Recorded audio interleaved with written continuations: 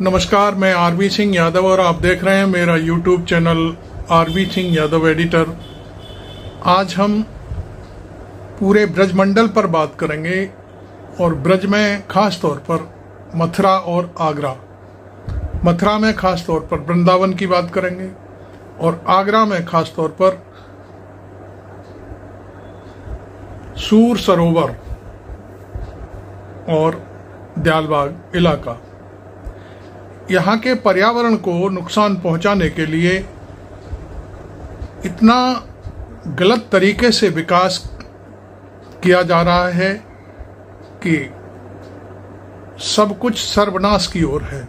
अभी अभी जो ताज़ा खबर हमारे सामने आई है, कुछ गुंडा गर्दी करने वाले कुछ तत्वों ने मिलकर के वृंदावन के पास, जो वृंदावन जाने वाला छठीकरा मार्ग है, उस पर 300 पेड़ रात रात में काट करके बराबर कर दिए और उनको वहां से गायब भी कर दिया, उठा भी दिया, साथ में ट्रक भी लाए, यारा मशीन भी लाए, जो कुछ भी जो हो सकता है रात में काटने का, उसके लिए वहां आवाज उठना शुरू हो गई है।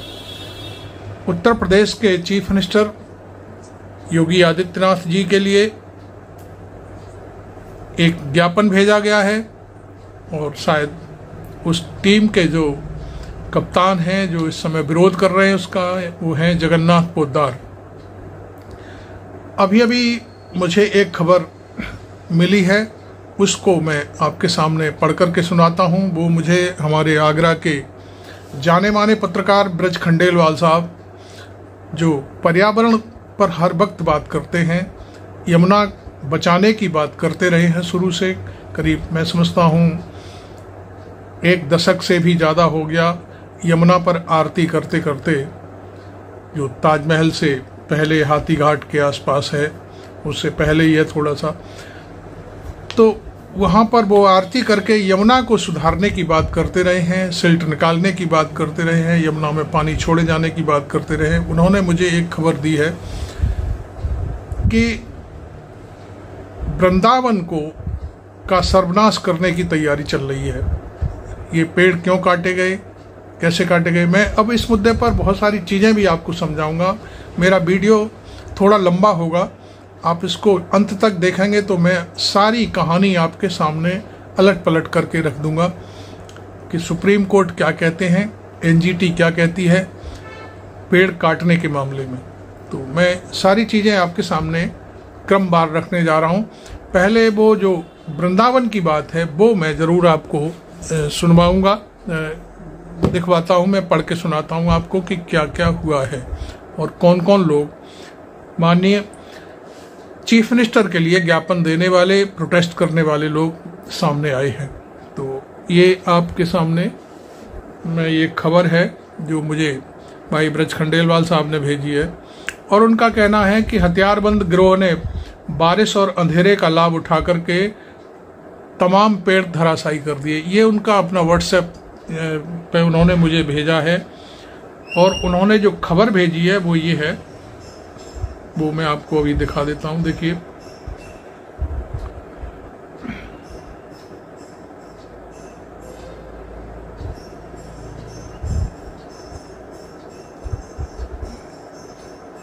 एक सेकंड आपको मैं, ये पेड़ काटे गए हैं। ये आगरा का अखबार है हिंदुस्तान, उसने ये पेड़ों की तस्वीर अपनी वेबसाइट पर खबर के साथ डाली है। देखिए, ये खबर भी है उसकी। ये पेड़ किस तरीके से काटे गए हैं ये आपको दिखा रहा हूँ। ये हिंदुस्तान ने खबर भी छापी है, ये वाली। तो खैर, मैं आपको ये पेड़ों की दुर्दशा बता रहा हूँ कि ये वृंदावन में 300 पेड़ काटे गए हैं। ये कोई हंसी मजाक वाली वीडियो नहीं बन रही है, बहुत ही सोच समझ करके हम ये वीडियो बना रहे हैं कि सुप्रीम कोर्ट के आदेश के बावजूद भी ये हो क्या रहा है। जो सूचना मुझे खंडेलवाल साहब ने दी है वो ये है कि 19 सितंबर की रात्रि 12 से 3 बजे के बीच में छठीकरा मार्ग स्थित वैष्णो देवी मंदिर के सामने एक स्थान पर 200 से अधिक हरे पेड़ वृक्षों को जेसीबी और पोकलैंड मशीन से बड़ी बेरहमी से काट दिया गया। स्थानीय लोगों के अनुसार गुंडई एवं भूमाफिया एवं प्रशासनिक अधिकारियों की मिलीभगत से करीब 50 जेसीबी एवं पोकलैंड मशीन के द्वारा इन हरे भरे वृक्षों को काटा गया है। यहाँ तक कि हरे वृक्षों को काटने के दौरान 11,000 केवी की लाइन भी टूटकर गिर पड़ी, जिससे कोई बड़ा हादसा भी हो सकता था। लेकिन इस सब की परवाह किए बिना भूमाफियाओं और करीब 200 से अधिक सघन वृक्ष को काट दिया गया। अब इसमें उन्होंने कहा है कि माननीय उच्च न्यायालय इलाहाबाद में जनहित याचिका 36-311/2010 में वृंदावन में हरे वृक्षों के काटने पर रोक भी लगा रखी है। इसके बावजूद भी लगातार हरे वृक्षों को वृंदावन में गैर कानूनी रूप से काटा जा रहा है। पर्यावरणीय दृष्टि से अगर देखा जाए तो बहुत बड़ी अपूरणीय क्षति है।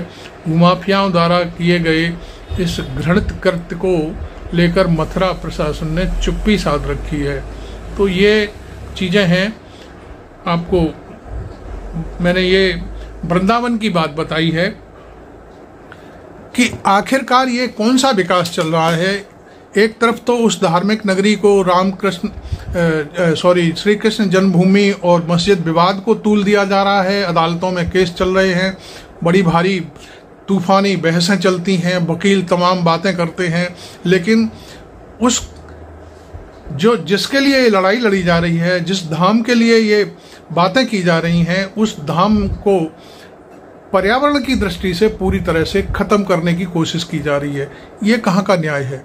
ये कौन सी सरकार है जो इस तरह का विकास करा रही है? कौन से अधिकारी हैं जो इस बात को प्रमोट कर रहे हैं कि लोग पेड़ काटें और अपने भवन बनाएं, अपने जो कुछ भी उन्हें करना है, सड़क चौड़ी करें तो, लेकिन इस तरफ कोई ध्यान नहीं है। ये एक पर्यावरण पर बड़ा जबरदस्त हमला है ब्रज क्षेत्र में। तो मैं ये चीज़ आपके सामने रखना चाहता हूँ। दूसरी बात मैं आपको बताऊँ, हाई कोर्ट ने तो वहाँ पर याचिका को मैंने नंबर दे दिया आपको, उस याचिका के तहत रोक लगा रखी है वृंदावन में। बाकी और जगहों की मैं बात बताता हूँ, वो भी आप सुन लीजिए। ये जानकारियाँ हैं मेरे पास। 8 मई 2015 पेड़ नहीं काटे जा सकते, ये आदेश है सुप्रीम कोर्ट ऑफ इंडिया का। 14 प्रोजेक्ट ने समय समय पर पेड़ काटने की परमिशन मांगी सुप्रीम कोर्ट से कि हम जो 14 प्रोजेक्ट आगरा और मथुरा में चलाए जा रहे हैं। मुख्य यमुना एक्सप्रेस वे ने पेड़ काटने की मांग की थी।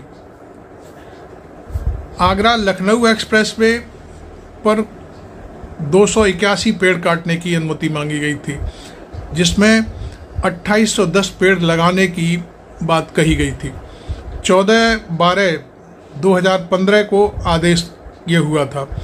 COD जो आगरा है उसमें उसकी परिसर में पेड़ काटने थे और उनकी जगह 28,214 पेड़ लगाने थे। यह दिसंबर 17 तक का काम पूरा होना था और इसमें 16,235 पेड़ अभी तक नहीं लगे हैं, ऐसा वहाँ पर एक शपथ पत्र के जरिए कहा गया है।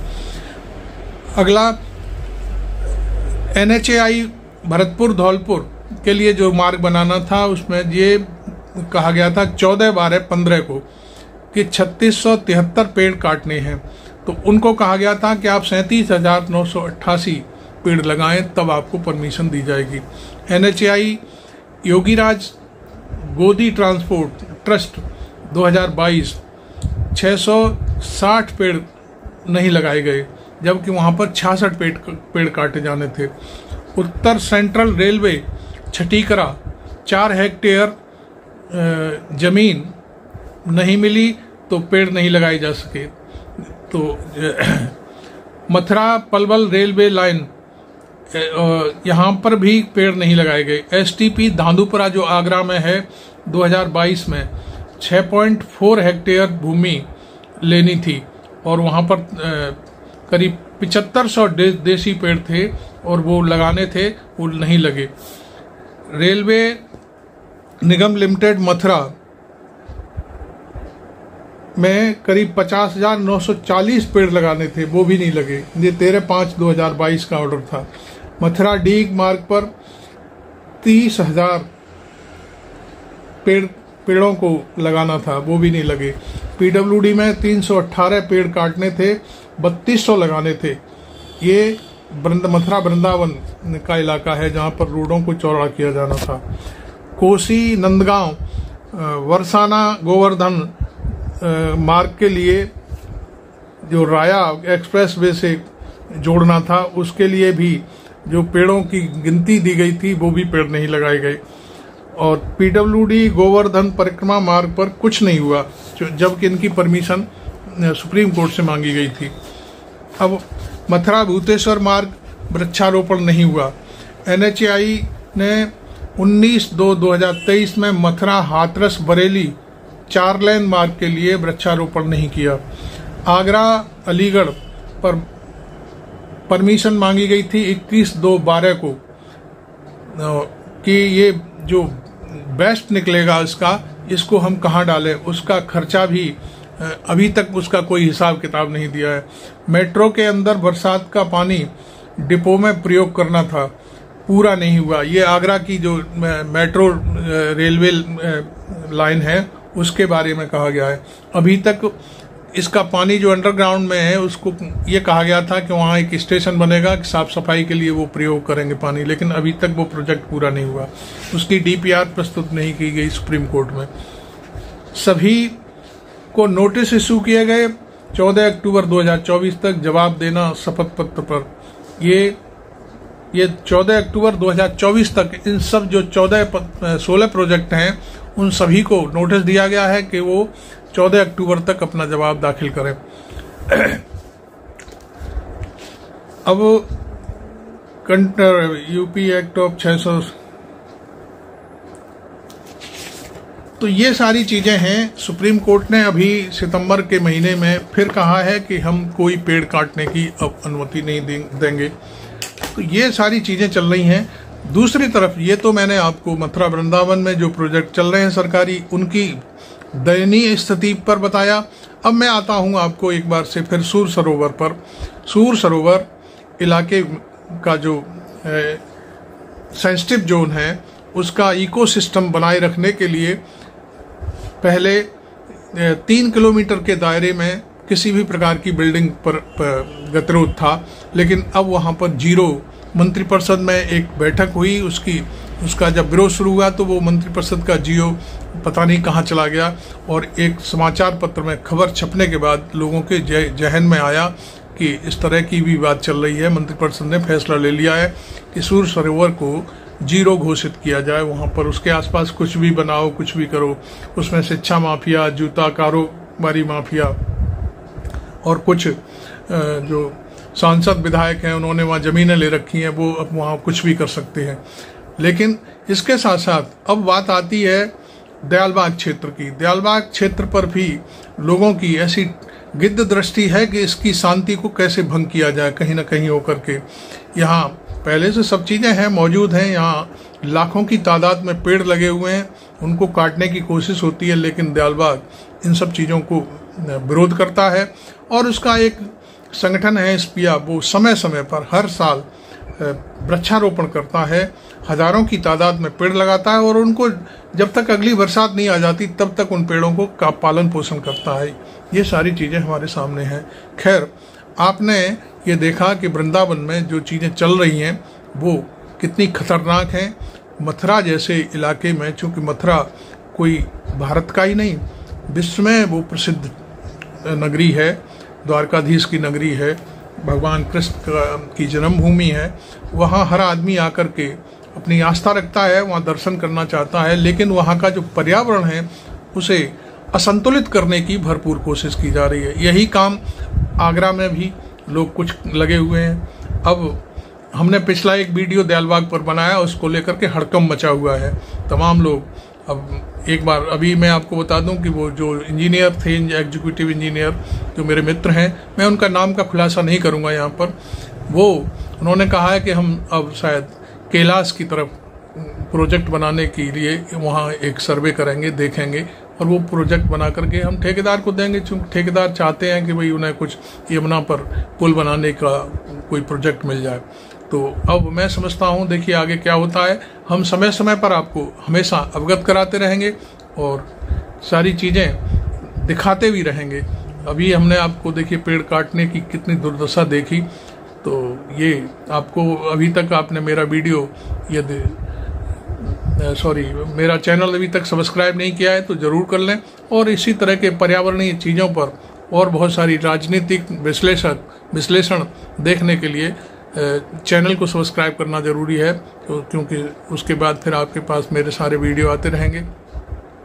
और फिर इस वीडियो को, जो हम अभी ये वीडियो दिखा रहे हैं, जनता में चेतना और जागृत करने के लिए आप इस चीज़ को शेयर भी करें और जनता तक पहुंचाएं। Thank you very much. मैं आरबी सिंह यादव।